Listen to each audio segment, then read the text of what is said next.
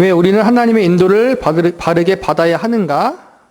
제3과 하나님의 구체적인 인도를 받고자 하는 5가지 이유. 두 번째 시간이죠. 47페이지.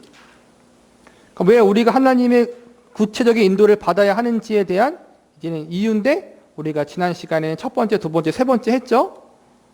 첫 번째가 이제는 하나님을 기쁘게 하기를 원하기 때문에, 두 번째가 우리가 소심하기 때문에, 세 번째가 완벽한 성취를 원하기 때문에, 그거에 대해서 지난 시간 배웠고, 오늘은 네 번째, 다섯 번째예요. 네 번째, 우리에게는 선택할 것들이 너무나 많다. 하나님의 뜻을 발견하려는 우리의 강박관념에 대한 5가지 이유 가운데 이것이 아마 가장 중요할 것이다. 우리에게는 선택할 것들이 너무 많다. 이전 세대들에게는 선택할 것들이 많지 않았기 때문에 하나님의 뜻을 찾으려고 우리같이 그렇게 애쓰지는 않았을 것이다. 않았을 것이라고 확신한다. 여러분 중에서 하나님의 뜻에 대한 몰두는 과거 50년 동안 생긴 서구 중산층의 현상이다. 하루에 1달러로 살아가는 사람들에게는 선택할 것이 그렇게 많지 않다. 우리의 조부모님들도 그랬고 그들의 조부모님들도 그랬다. 1세기 전에는 대부분의 경우 사람들이 자신들이 태어난 곳에 살았다. 부모님이 하던 일, 아마 남자라면 농장 일을, 여자라면 자녀 기르는 일을 했다. 나와 대화를 나눈 연세 드신 분들 중 많은 이가 10대였을 때 일을 하기 시작하였고, 찾을 수 있는 일이라면 무엇이든지 했다. 그들은 삼촌이나 아버지를 위해 일하거나 수학을 돕는 일을 시작하거나 아니면 마을에서 할 수 있는 어떠한 일을 했다. 아이러니하게도 그들에게는 할 수 있는 일이 그리 많지 않았기 때문에 더 많은 일을 했다. 다른 영역에서도 선택할 것들이 훨씬 더 단순했을 것이라고 생각된다. 1세기 전이라면 마을에 있는 친인척 관계가 아닌 결혼 정년기의 여러 젊은이 가운데 한 명과 결혼했을 것이다. 심지어 부자들도 지리와 전통에 묶여 선택권이 극히 제한되었다. 청년들은 가족과 국가 그리고 교회에 대해 더 많은 의무감을 느꼈다. 하지만 오늘날에는 독립을 자발적으로 제한하거나 한다거나 의무감같이 낡아 빠진 것으로 인해 우리의 선택사항이 줄어드는 것을 상상할 수 있는 사람은 거의 없다. 지난 시간에 배웠던 것과 동일한데, 우리의 저희 부모님 세대는 좀 덜하지만 할아버지들 세대는 다 그거잖아요. 부모님이 농사를 지었으니까 자식도 농사를 지는 거고, 부모님이 이제는 대장간에서 일했으면은 자녀도 대장간에서 일하고, 부모님이 이제는 소와 돼지 키웠으면 자녀도 자연스럽게 이어받는 일이 대부분이었잖아요. 기도하면서 주님, 제가 어떠한 일을 해야겠습니까? 라는 것이 없이 그냥 내가 이제는 태어난 곳에서 부모님이 하던 일을 물려받았던 일이 태반이었다는 거예요. 결혼도 마찬가지예요. 누구와 결혼해야겠습니까? 라는 기도를 했겠지만 하기보다는 자연스럽게 만남 가운데 그냥 그 동네 사람과 결혼했다는 거예요. 우리나라도 그랬고 미국도 동일하다는 거예요. 근데 우리나라는 이제는 100년 전, 200년 전에는 기독교가 거의 오지 않았으니까는 주님의 뜻을 물으며 하는 일이 없었겠지만, 미국 같은 경우는 기독교 국가적인 전통이 있으니까는 100년, 200년 전에도 신실한 그리스도인들이 있을 거란 말이에요. 신실한 그리스도인들도 직업을 택하고 결혼을 택할 때 기도는 했겠지만, 주님, 제가 뭘 해야겠습니까? 어떤 여자와 결혼해야겠습니까? 라는 그런 기도보다는 자연스럽게 모든 일이 이루어졌다는 거예요. 선택에 대한 고민이 적었다는 거예요. 오늘날보다. 오늘날에는 어때요? 선택할 것이 너무나 많아요. 직장도 마찬가지고 배우자도 마찬가지고, 내 삶에 대해서 자연스럽게 받아들이기보다는 내가 결정하고 선택해야 할 것들이 너무나 많다는 거예요. 그래서 더 많이 기도할 수밖에 없는 그러한 현실과 상황이라는 거예요. 그 결과 끝없는 기회들이 생겨났다. 오늘날 우리는 어느 학교든지 갈 수 있고 수백 가지 분야를 전공할 수 있고 거의 어떤 곳에서 살 수 있다. 일단 우리에게는 개인적으로 수천 명의 미혼 남녀를 직접 만나거나 인터넷에서 수백만 명을 만날 기회가 있다. 일단 가게, 수십 개의 식당, 수백 개의 직업, 그리고 수백만 개의 선택사항 중에서 선택을 해야 한다. 선택의 심리학에서 베리 슈워츠는 집 근처에 적당한 규모의 식품점에 갔던 경험에 대해 말해준다. 쿠키의 종류는 285가지, 스포츠 음료는 13가지, 상자에 들어있는 음료수는 65가지, 어린이용 주스는 85가지, 칩과 프레젤 95가지, 병에 든 물 종류는 15가지, 80가지의 서로 다른 종류의 진통제, 치약은 40종류, 립스틱은 150가지, 샴푸는 360가지, 감기약은 90가지, 스프는 230가지, 인스턴트 고기 국물은 75가지, 시리얼은 275가지, 바베큐 소스는 64가지, 그리고 냉동 와플은 22가지가 있는 것을 발견했다. 북미에서 식료품 쇼핑을 해본 사람이라면 이 목록은 모든 통로에서 찾을 수 있는 모든 선택 사항 중 극히 일부라는 것을 알 것이다. 그것이 우리가 월마트나 세이프웨이에 갈 때마다 새로운 선택을 할 수 있는 시간이나 에너지가 없기 때문에 항상 사는 시리얼이나 특정 상표 혹은 식사거리를 사는 이유일 것이다. 또한 그것이 내가 식료품 쇼핑을 해야 되는 불행한 경우에 아내가 매우 구체적인 목록을 줘서 보내는 이유이기도 하다. 만일 아내가 아기용 음식을 사라고 말하고 추가적인 설명을 하지 않으면 나는 완두콩 이유식에서 시작해서 물에 녹는 체리 양의 웰건 슐에 이르기까지 아무 것이나 갖고 올 수 있다. 내가 이를 글을 칠 가능성이 너무 많기 때문에 내게는 구체적인 설명이 필요하다. 어떤 나라에서는 사람들이 선택할 수 있는 상황이 너무나 적은 것으로 인해 고생한다. 미국에서는 선택해야 하는 것들이 너무 많다. 터키에서 온 한 선교사가 놀림조로 미국에 돌아와서 가장 어려웠던 것 등 가운데 한 가지는 샐러드 드레싱이라고 내게 말한 것을 기억한다. 우리가 점심을 함께 먹고 있을 때 그는 아무 드레싱이나 주세요.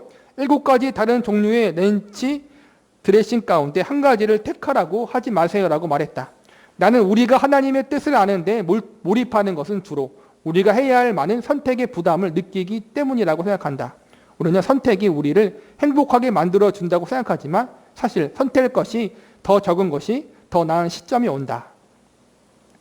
우리나라도 비슷하죠? 선택할 것이 너무 많죠? 고추장, 된장만 해도 종류가 많잖아요, 여러분. 뭘 택해야 할지. 그래서 우리는 보통 먹었던 걸 먹으니까는 우리가 삶도 마찬가지예요. 식품점에 있는 그 선택할 수 있는 수많은 것들처럼 우리도 인생에 대해서 수많은 걸 선택할 수 있다는 거예요. 그러니까 뭐예요? 겁나고 두려운 거란 말이에요. 이 선택을 하는 거에 있어서 내 인생이 어떻게 될까? 이 결정이 잘 된 것일까? 너무나 걱정스럽잖아요, 여러분. 그래서 더 기도하게 되는 거예요. 기도하는 건 맞아요. 좋아. 근데 문제는 구체적으로 하나님의 인도하심을 받기를 원한다는 거예요. 아, 넌 이걸 해라. 너는 저걸 해라. 이 직장을 택하라. 이 학교를 택하라. 저 학과를 전공을 선택하라. 이런 식으로 하나님이 구체적으로 우리에게 알려주기를 우리는 원한다는 거예요. 대학생들에 대한 시오츠 교수의 관찰은 눈에 띄며 내 경험에 비추어 볼 때 그것은 꼭 들어맞는다. 그는 자신이 가르치는 대학생들이 여러 가지 관심사와 능력을 가지고 있다고 말한다. 그들에게는 수많은 재능과 기회가 있다. 세상은 그들에게 넓게 열려 있다. 그러나 이런 자유를 한껏 즐기는 대신 대부분은 그것을 고통스럽게 여긴다.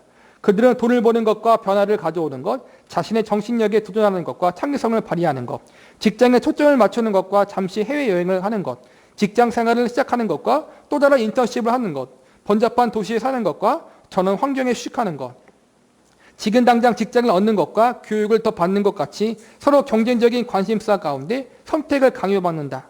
만일 당신이 대학생이라면 선택의 폭은 믿을 수 없을 정도다. 친구들과 가족들이 종종 나라 전체에 혹은 심지어 전 세계에 흩어져 있는 상황에서 자유를 제한할 만한 의무 사항이나 가까운 관계는 적으며 당신을 한 곳에 붙들어 둘 직업 전통이나 장소도 없다. 거기에 쉽게 여행할 수 있고 자신이 좋아하는 그 어느 장소에서든지 컴퓨터로 일할 수 있는 능력을 더하면 광범위한 탈불이 현상과 폭발적인 선택권이 생겨난다. 어떤 것이라도 선택할 수 있다. 슈어츠는 그것을 잘 요약하고 있다. 졸업하면 뭐 할 거니라는 질문은 많은 학생들에게 대답은 고사하고 전혀 듣고 싶어하지 않은 질문임을 손쉽게 눈치챌 수 있다. 내 학생들에게 재능이 조금 덜 있고 가족으로 인해 고향에 정착해야 한다는 의식이 조금이라도 있다면, 아니면 안전한 직장을 잡고 그저 열심히 살아가야 했던 대공황 시절의 궁핍함이 있다면 차라리 더 나을 것이라는 결론을 피하기 어렵다. 선택해야 할 것이 별로 없고 제약하는 것이 더 많다면 다른 것을 찾으려는 시도는 많이 제거될 것이고 자기 의심도 줄어들 것이며 결정을 정당화하려는 노력이 줄어드는 대신 만족이 더 커질 것이다. 일단 내린 결론에 대해 다시 수정하는 일이 줄어들 것이다. 슈어츠의 평가는 매우 정확하다. 나는 어떤 사람들은 한 번에 6개월씩 세계를 돌아다니면서 주님을 잘 섬긴다고 확신한다. 또 어떤 젊은이는 이 직장에서 저 직장으로, 이곳에서 저곳으로 옮겨 다니지만 그리스도를 위한 변화를 가져온다고 가져오고 있다고 나는 믿는다. 하지만 동일하게 확신하는 것은 이런 개인들 가운데 많은 사람들이 실제적으로 경험과 문화적 다양성의 이름으로, 그리고 어떨 때는 이것을 지적하기는 싫지만 단기 성교라는 명목 아래 자기 중심적인 결정을 내리고 있다는 것이다. 대학교의 목사로서 나는 사람들이 항상 우리 예배에 쉽게 오고 간다는 것을 알고 있다. 그것은 대학생들과 대학원생들의 삶의 일부분이다. 나는 매년 유입되는 새로운 사람들이 가져오는 흥분을 좋아한다. 하지만 아무도 정착하지 않고 아무도 어느 기간 동안 머물지 않는다면 우리가 사역하는 지금 방식으로는 모든 학생을 대상으로 사역할 수 없을 것이다. 교회에는 평생을 머무는 사람들과 장기적으로 의지할 수 있는 사람들이 필요하다. 그러니까 이 책을 쓴 케빈 드영이 이제 대학교의 목회자였나 봐요. 이 당시 때 대학교 사역의 이제는 특징이 뭐냐면은 입학과 졸업이 동시에 일어나잖아요. 그러니까 사람이 빠지고 들어오는 게 이제는 자주 있어요. 그러니까 대학 교회 안에서도 이제는 들어온 사람과 나가는 사람이 항상 많아요. 그러니까는 오고 가는 사람들이 많다라는 거예요. 좋은 거는 새로운 사람과 다양한 사람을 만날 수 있지만 나쁜 건 뭐예요? 정착이 잘 이루어지지 않는다라는 거예요.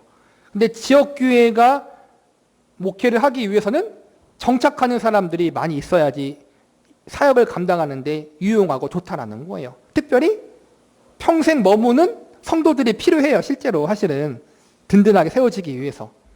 근데 대학 교회의 사역 특성상 그런 일이 이제는 그러한 평생을 머물고 오랜 시간 머물고 교회를 섬기고 교회를 세워나간 사람이 일꾼이 많지 않다라는 거예요. 근데 이거는 대학교회뿐만 아니라 오늘날 교회에서도 일어나는 일이에요. 탈교회, 탈뿌리? 내 모교회가 없어지는 시대잖아요. 뿌리가 없어지는 시대잖아요.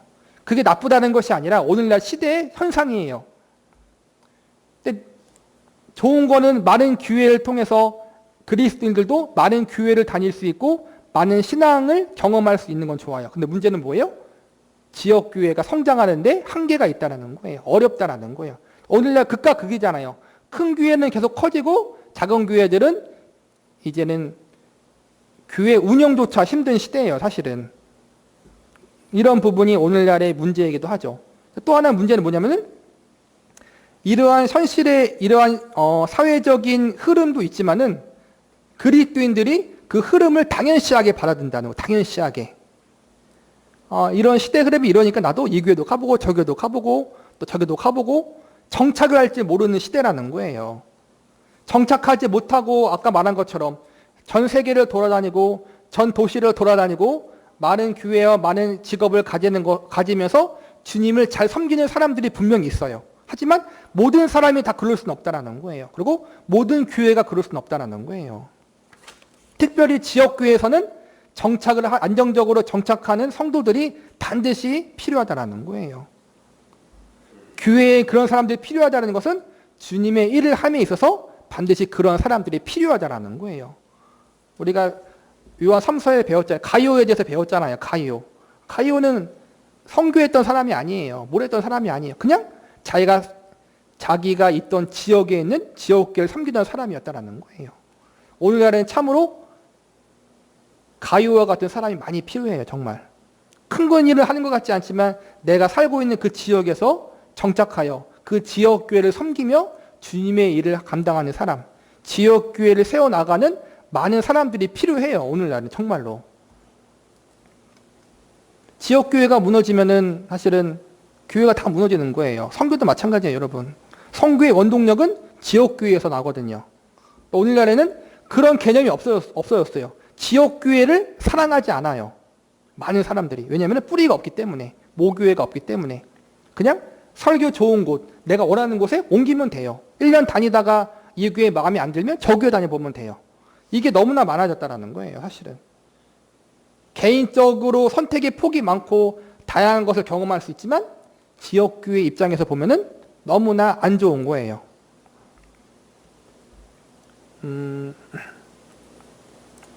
내가 염려하는 것은 사람들이 오늘날 직면하는 모든 선택 가운데 내가 어떻게 하면 지역교회에서 가장 효과적으로 그리고 열매 맺는 많이 맺는 사역을 할 수 있을까라는 것에 대해서 거의 고려하지 않는다. 이게 가장 문제라는 거예요. 다 좋아요. 근데 지역교회를 섬겨서 그 지역교회 안에서 내가 어떻게 하나님을 섬기고 교회를 섬김으로 주님의 일을 이루어 나갈까? 그 안에서 어떻게 내가 믿음으로 살아갈 수 있을까? 그런 고민이 거의 전무해요, 여러분. 전무한 시대예요. 특히 젊은 사람들에게는. 이게 참 문제예요. 하나님을 위해 일한다라는 대전제는 중요한데 그걸 구체적으로 성경적으로 실행하진 않아요. 그냥 다 돌아다녀 그냥. 다 돌아다니면서 주님의 일을 한다고 해요. 그러면 지역교회들, 특별히 작은 저희 교회 같은 지역교회들은, 개척교회들, 미제립 교회들은 죽어나가는 거예요. 무너져 나가는 거죠. 화려한 것, 내가 주님의 일을 감당하고 있는 것 같구나라고 그러한 걸 주는 데는 대부분 중형교회 이상이잖아요, 사실은. 그렇죠? 이런 고민이 성경적인 고민이에요, 여러분. 사도 바울도 마찬가지고, 사도 바울이 했던 게 뭐예요, 여러분? 복음 전도 활동이고 선교 활동인데 그 선교 활동을 통해 뭘 했어요, 여러분? 지역교회를 세웠어요, 여러분. 그리고 사도 바울이 쓴 서신서들, 신약 성경의 대부분의 성경 말씀이 지역교회를 세우기 위해 보낸 거예요, 여러분. 성경적으로 그래서 가장 중요한 건, 주의 일을 하는 가장 중요한 건 여러분, 영혼 구원이 맞아요. 근데 그게 어떻게 실현되어졌냐를 성경에 보면은 지역교회를 세움으로 이루어졌다는 거예요. 지역교회가 무너지면 다 무너지는 거예요, 여러분. 근데 아무도 이런 생각을 안 해요. 어떻게 하면 지역교회를 세우고 어떻게 하면 그 지역교회 안에서 나도 그렇고 교회도 그렇고 많은 열매를 맺을 수 있을까라는 고민을 안 해요. 이게 성경적으로 바르게 세워지지 못한 오늘날의 많은 사람들의 문제점이죠. 오늘날 탐구할 수 있는 수많은 기회와 균형 잡힌 그리스도의 제자를 만드는 데는 별 도움이 안 되고 오히려 그리스도인들이 장기적인 책임을 회피하고 장기적인 영향력을 적게 갖도록 하는데 더 많은 줌을 주고 있는지 그것은 아닌지 생각해 본다. 그러니까 오늘날 우리의 신앙적인 가르침이 그렇다라는 거예요. 장기적으로 도움이 안 된다라는 거예요. 교회에. 하나님의 일에. 선택할 것이 너무나 많기에 우리가 울타리 반대편에 더 푸른 풀들에 대해서 생각하는 것은 놀라운 일이 아니다. 우리는 항상 어떠한 것이 더 나은지 혹은 어떤 새로운 사람이나 물건에 더 좋은 점이 무엇인지를 고심한다. 결정하다라는 단어는 잘라내다라는 뜻의 라틴어에서 왔는데 오늘날 우리는 우리의 선택 사항 중 어떤 것을 잘라내야 한다는 생각에 참을 수 없다. 만일 우리가 A를 선택하면 우리는 B와 C와 D를 갖지 못하는 것에 고통을 느낀다.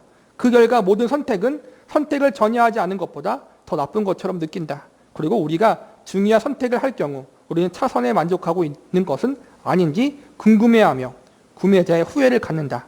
더 심한 경우 우리는 우리 자신을 발견하고 하나님의 음성을 들으려고 애쓰며 무한정 부모님의 지하실에 살게 된다.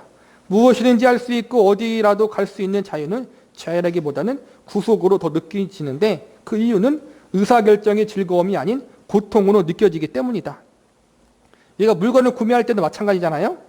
나이 드신 분들은 덜 할 수 있지만 젊은 사람들은 다 비교할 수 있다는 거예요. 어제 어떤 물건을 샀어요? 근데 오늘 또 검색해 보니까 더 저렴한 곳이 있어. 그러면 또 후회하는 거야. 내가 잘못했겠구나. 뭐 크게 보면 차를 사는 문제, 또 이사를 하는 문제, 직장도 마찬가지잖아요. 내가 어떤 직장을 구했어요? 그런데 또 한 달, 두 달 지나고 보니까는 더 좋은 직장의 자리가 있었는데 내가 좀 더 일찍 택해가지고 거길 못 갔어. 이런 후회들이 있잖아요. 집도 마찬가지고 집을 이사 갔는데 나중에 보니까 더 좋은 조건의 집이 나왔어. 그러니까 참 무수한 선택이 많지만 그만큼 또 후회가 많다라는 거예요. 그래서 선택은 신중하지만 또 겁을 많이 낸다라는 거예요. 그래서 그건 어쩔 수 없는 거예요. 인생이 원래 그런 거잖아요, 여러분. 아무리 신중해도 실수할 수 있고 아무리 진지하고 조심스럽게 결정을 해도 그 문제에는 항상 단점이 있다는 거예요. 한계가 있다는 거예요. 근데 우리는 그것을 뭐라 그럴까? 우리는 최선의 선택을 할 수 없어요. 내가 최선의 선택을 한 거지만 뒤돌아보면은 최선의 선택이 아니에요. 그게 현실인데 우리는 그럼에도 불구하고 후회한다라는 거예요. 그때 내가 왜 그랬을까? 우리가 한 치 앞도 알 수 없는데 어떻게 그때 그랬을까 어떻게 알겠어요? 어쩔 수 없는 거예요, 그거는. 또 우리는 그걸 싫어한다라는 거예요. 그걸 만회하기 위해서 기도하는 거예요. 하나님의 뜻을 알기 위해서. 하나님의 완벽한 뜻을 알아서 내가 선택하는 거에 대해서 후회가 없게끔. 근데 인생은 그렇지 않잖아요, 여러분. 기도하고 결혼해도 후회해요, 여러분.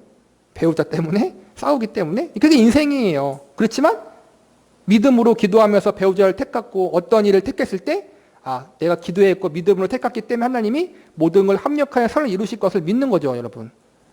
후회 없는 인생은 없다라는 거예요. 완벽한 선택도 없다라는 거예요. 오늘날 너무 많은 젊은이들에게 안정과 확실성, 예측 가능성이나 결단성을 찾아보기 어렵고 자기 의심만 가득하다. 사람들은 정착하는 데 갈수록 더 많은 시간을 쓴다. 그리고 어떤 사람들은 결코 정착하지 않는다. 나는 모든 사람이 자신의 고향에 돌아가 구할 수 있는 아무 직장이나 잡아야 한다고 주장하는 것은 아니다. 어떤 사람들은 해외로 가야 하고 또 다른 사람들은 새로운 곳으로 이사해야 할 것이다. 그러나 내가 주장하는 것은 우리가 덜 헤매야 하고 하나님을 위해 더 빨리 변화해야 하며 무엇보다 해마다 하나님의 뜻을 발견하고자 하는 어려운 탐구 과정을 거치면서 결국 결정을 내리지 못하는 우리의 무능력을 영적으로 해석하지 말아야 한다는 것이다. 결정하지 못하는 것. 하나님이 나에게 구체적으로 말씀하지 않으셨으니까 결정을 미뤄야지. 이걸 영적으로 민감한 것이라고 받아들이지 말라는 거예요. 그거를 앞에 배웠듯이. 그걸 영적으로 깊이 있는 것이라고, 경건한 것이라고 생각하지 말자라는 거예요. 잘못된 의미를 부여하지 말자라는 거예요. 지나치게. 우리는 그러고 있잖아요, 여러분. 그러고 있잖아요. 조금 더 기도해보자. 조금 더 기도해볼 게 분명히 있어요. 근데 대부분의 것은 그게 아니에요, 여러분. 내가 택해야 될 거예요. 아까 말했잖아요. 뭘 택하든 뒤돌아보면 문제가 있어요. 문제가 있어요. 그거 갖고 자꾸만 사람을 힘들게 하면 안 돼요, 여러분. 그렇잖아요, 여러분. 완벽한 게 어디 있어요. 그때 그랬으면 되지 않았느냐. 그때 그럴 걸, 그때 그랬을 걸 우리는 알지 못하잖아요. 선택하는 순간에는. 미래의 일이기 때문에. 나는 하나님의 뜻을 알려고 하는 우리의 간절함은 하나님께 순종하기 원하는 마음은 적게 보이고 결정을 내려야 하는 모든 선택사항들 때문에 어지럽게 돌아가는 우리의 정신을 더 잘 보여준다고 생각한다. 그러니까 하나님의 뜻을 알려고 하는 것은 내가 순종하고자 하는 것이 아니라 불확실한 미래에 대해서 내가 앞으로 결정한 것에 대해 생길 문제에 대한 책임을 회피하는 거라는 거예요. 순종이 아니라. 자, 한번 오른쪽 네모칸 볼게요. 하나님의 뜻을 발견하고자 하는 탐구 가운데 결정을 내리지 못하는 우리의 무능력을 영적으로 해석하지 말자. 이거를 참 조심하라는 거예요. 우리가 그러고 있다는 거예요. 오늘은 여기까지 할게요. 오늘 배울 거는 오늘날 정리하자면 선택할 것이 너무 많다. 그래서 우리가 어떻게 해요? 선택을 잘 못해요. 우유부단하는 거예요.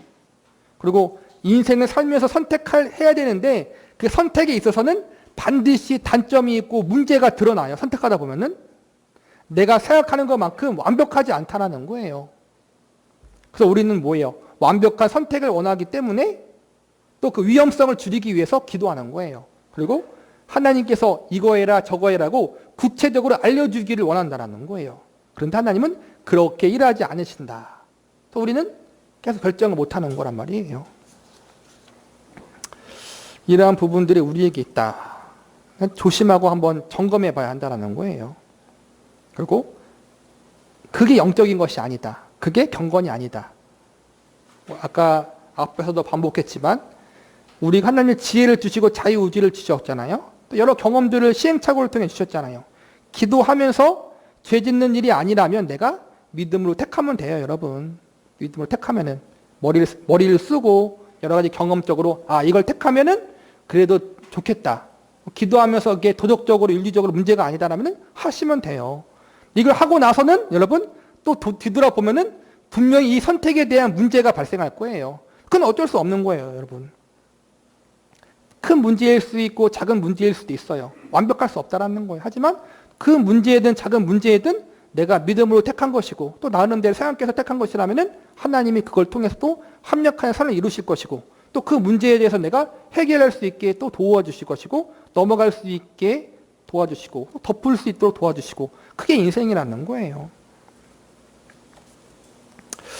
그러니까 그런 부분들에 대해서 여러분이 잘 또 이해할 수 있도록 성경적으로 잘 이해하고 분별력을 가질 수 있기를 바라겠습니다.